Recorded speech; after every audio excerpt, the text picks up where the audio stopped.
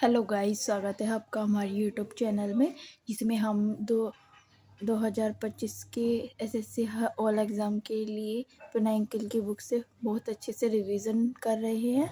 इसमें हमारा आज का टॉपिक महाजनपद है। आइए स्टार्ट करते हैं। यहाँ पर देखिए, वज्जी महाजनपद की राजधानी क्या थी? तो क्या है इसमें? हो जाएगा option number C, Vaishali. Vaishali Bihar में है। और इसके अन्य महाजनपद देखिए, इसको 8 कुलों का संघ भी कहा जाता है। उसकी राजधानी, मतलब इसके जो रिलेटेड महाजनपद है वे और उनकी राजधानियाँ। अंग की राजधानी है चंपा, यह उत्तर प्रदेश में है। इसे आप कर सकते हैं, एक ट्रिक है इसकी, चंपा के अंग अंग में दर्द है, तो इससे आपको अंग और चंपा दोनों याद हो जाएंगी। नेक्स्ट देखिए, मगध सबसे बड़ा वो था इसमें महाजनपद, वह मगध है, जिसकी राजधानी राजगृह है।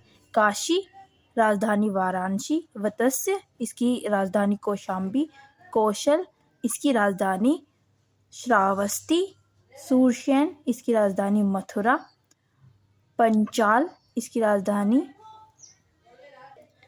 अहिछत्र और कापिल्य, कुरु इसकी राजधानी इंद्रप्रस्थ, मत्स्य विराटनगर, चेदी सोथिवती, अवंती उज्जैन या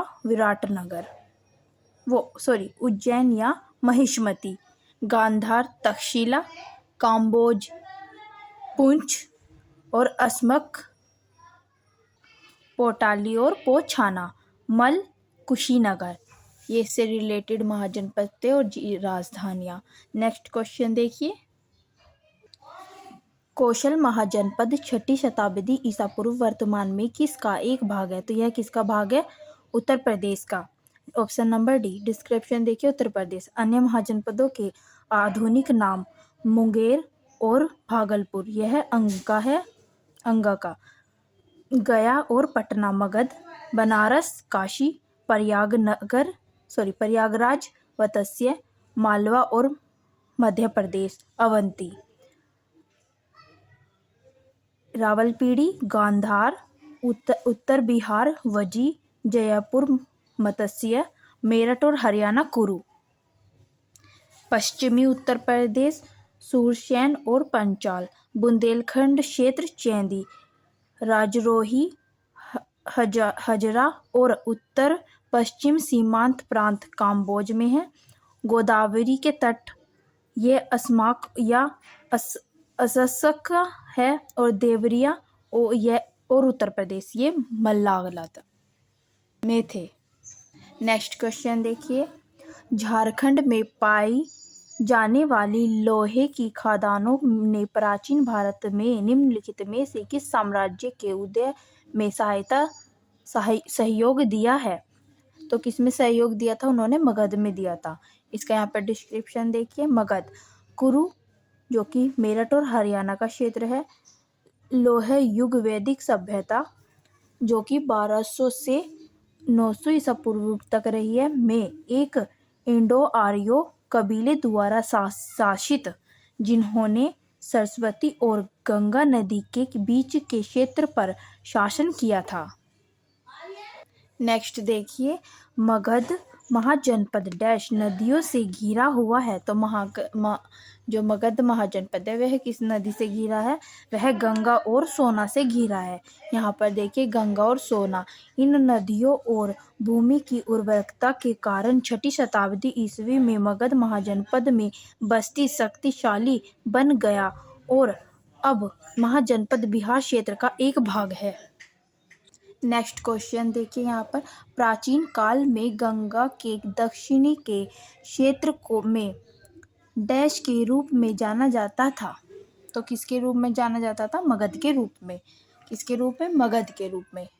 यहाँ पर देखिए डिस्क्रिप्शन में, मगध लोगों का सबसे पहला उल्लेख अर्थवेद में मिलता है, जहाँ उन्होंने अंग, गांधारी और मुजावत के साथ सूचीबद्ध पाया जाता है।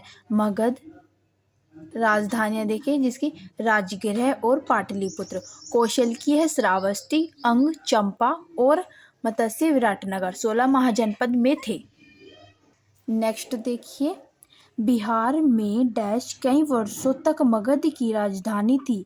बाद में राजधानी को पाटलिपुत्र वर्तमान पटना स्थानांतरित कर दिया गया।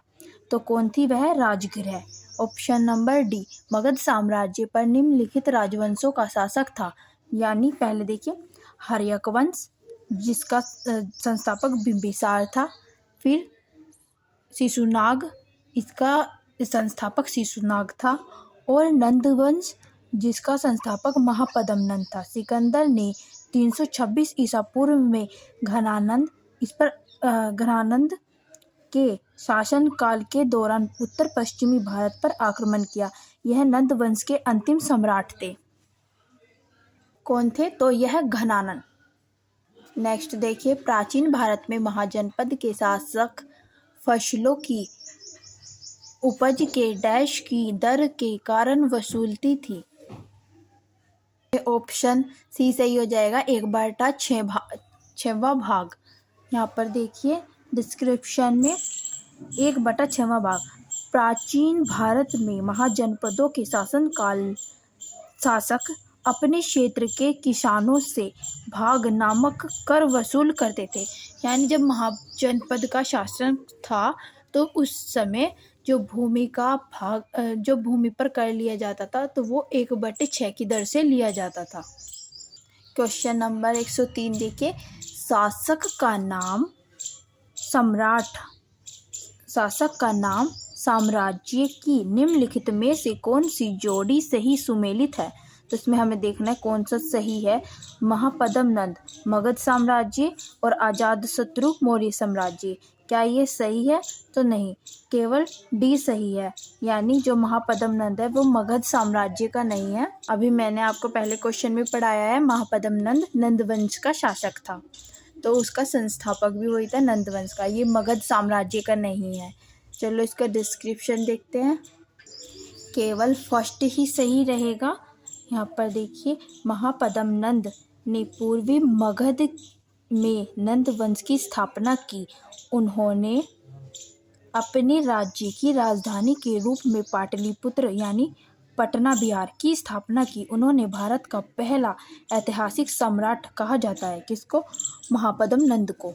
यहाँ पर देखिए नेक्स्ट क्वेश्चन, हर्यक वंश का शासक अजातशत्रु डैश का पुत्र था। तो यह किसका पुत्र था? यह बिंबिसार का पुत्र था।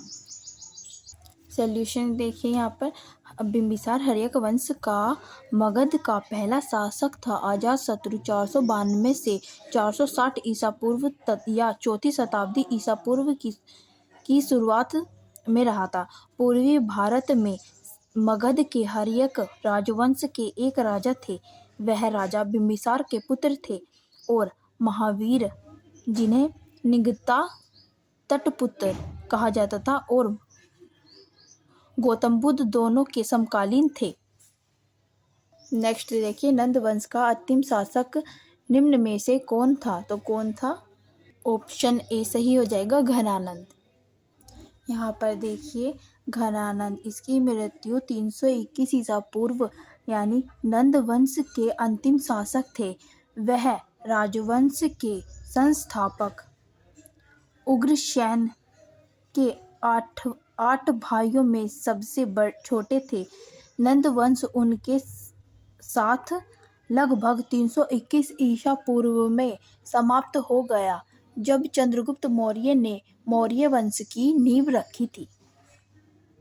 अब हम मौर्य वंश देखते हैं। यहाँ पर देखिए, निम्नलिखित में से कौन सा एक सिंहली यानी श्रीलंकाई वृत्तांत है जो मौर्य साम्राज्य का एक महत्वपूर्ण साहित्यिक स्रोत है? तो वह कौन सा है? वह है महावंश। या ऑप्शन नंबर सी सही हो जाएगा। देखिए यहाँ पर महावंश, यह महानंदा द्वारा पाली भाषा में लिखा गया है। मौर्य काल के साहित्यिक स्रोत अर्थशास्त्र कौटिल्य ने, इंडिका मेगास्थनीज ने, बौद्ध साहित्य जिसमें जातक कथा, दीघा निकाय और सुमंगला विलासी, ये सब बौद्ध धर्म के साहित्य है। अब इधर देखिए जैन धर्म के साहित्य, जिसमें हेमचंद्र द्वारा लिखित जैन परिशिष्ट चंद्रगुप्त के जैन धर्म को अपनाने सहित उनके जीवन का वर्णन करता है आदि। नेक्स्ट देखिए, निम्नलिखित में से कौन सा अंतिम मौर्य शासक था जिसकी हत्या उसके सेनापति ने कर दी थी? तो कौन था वह? बृहद्रथ। कौन था? बृहद्रथ। इसमें देखिए बृहद्रथ, यहाँ पर देखिए, इसकी हत्या पुष्यमित्र शुंग ने की थी, जिसने शुंग राजवंश की स्थापना की थी। मौर्य साम्राज्य की स्थापना चंद्रगुप्त मौर्य ने 321 ईसा पूर्व में नंद वंश के घनानंद को हराकर की थी। इसकी राजधानी पाटलिपुत्र थी। मौर्य साम्राज्य के शासकों की सूची चंद्रगुप्त, बिंदुसार, अशोक, दशरथ, संप्रति, शालीशुक, देववर्मन और शतधनवर्मन और बृहद्रथ है, जिसका अंतिम शासक बृहद्रथ है। ये नेक्स्ट देखिए, निम्नलिखित में से किस मौर्य राजा ने कलिंग युद्ध के बाद बौद्ध धर्म और उसके अहिंसा के सिद्धांत को अपना लिया था? तो यह कौन थे? अशोक। ऑप्शन नंबर ए सही हो जाएगा, अशोक। अशोक वह तीसरे मौर्य सम्राट थे। अशोक के 13वें शिलालेख में कलिंग युद्ध का वर्णन है। उन्होंने पाटलिपुत्र में मेगास्थनीज तीस्क की अध्यक्षता में तीसरी बौद्ध संगति का आयोजन करवाया था। चंद्रगुप्त मौर्य जैन धर्म के अनुयायी थे। बिंदुसार आजीवक धर्म का अनुयायी था। नेक्स्ट क्वेश्चन देखिए, निम्नलिखित में से किस मौर्य राजा ने श्रवण बेलगोला में आमरण अनशन किया और उसकी मृत्यु हो गई? तो यह कौन थे? यह थे चंद्रगुप्त मौर्य। इसका यूनानी नाम सेंड्रोकोटस था। यह मौर्य साम्राज्य के संस्थापक थे। इन्होंने 322 ईस्वी पूर्व में नंद साम्राज्य के घनानंद को पराजित कर पाटलिपुत्र यानी मगध साम्राज्य पर कब्जा कर लिया। इन्होंने उनके कार्यकाल के दौरान मेगास्थनीज, जो कि यूनानी इतिहासकार था, ने भारत दौरा किया, यानी भारत को समझा, देखा, उसमें घूमा। वह जैन धर्म का पालन करता थे। उनका उत्तराधिकारी बिंदुसार यानी चंद्रगुप्त का पुत्र हुआ। अशोक बिंदुसार का पुत्र एवं उत्तराधिकारी था। दशरथ अशोक के पोते थे। नेक्स्ट देखिए, सांची स्तूप की नींव निम्नलिखित में से किस राजा द्वारा रखी गई थी? तो उसका नाम है अशोक। यहाँ पर देखिए, भारत में अन्य प्रसिद्ध स्तूप जिसमें महोबद, जो महोबद स्तूप है, जो ये महाबोधि स्तूप जो कि बोध गया बिहार में स्थित है, शांति स्तूप यह लेह लद्दाख में स्थित है, और धमेख स्तूप यह सारनाथ उत्तर प्रदेश में स्थित है। यहाँ पर देखिए, अमरावती स्तूप यह आंध्र प्रदेश में है, और जो डोरडुल चोर्टेन स्तूप है यह सिक्किम में है। तो ये कुछ इम्पोर्टेंट स्तूप है जिनको आप पक्का याद कर लीजिएगा, क्योंकि अशोक के टाइम का जो भी इम्पोर्टेंट बिंदु है वे सब बहुत इम्पोर्टेंट है। अशोक का टाइम ही इम्पोर्टेंट है, तो आपको ये ज़्यादा डीपली अच्छे से पढ़ना होगा। नेक्स्ट क्वेश्चन देखिए, ये समानार्थ नामक अधिकारी का क्या कार्य था? तो उसके समय में जो समानार्थ था उसका क्या कार्य था? तो उसका जो कार्य है वह कर निर्धारण था, यानी ऑप्शन नंबर बी सही हो जाएगा। इसका सल्यूशन देख लीजिए।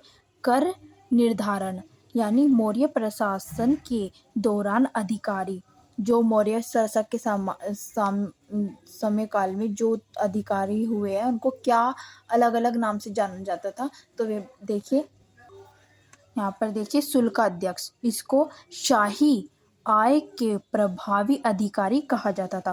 कोषाध्यक्ष को कोषाधिकारी कहा जाता था। और जो ये है लक्षणाध्यक्ष, सिक्का ढालना, रजुक्स, इसको भूमि मापक के लिए नियुक्त किया जाता है। और युक्ता अधीनस्थ राजस्व अधिकारी, सनिघाता,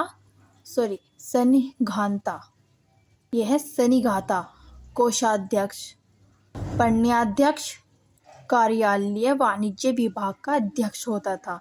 नेक्स्ट देखिए, अशोक ने अपने बेटे महेंद्र और बेटी संघमित्रा के नेतृत्व में धम्म के सिद्धांत को फैलाने के लिए डैश पर एक मिशन भेजा। तो कहाँ पर भेजा था? लंका में, यानी श्रीलंका में। इसका सल्यूशन देनी लंका।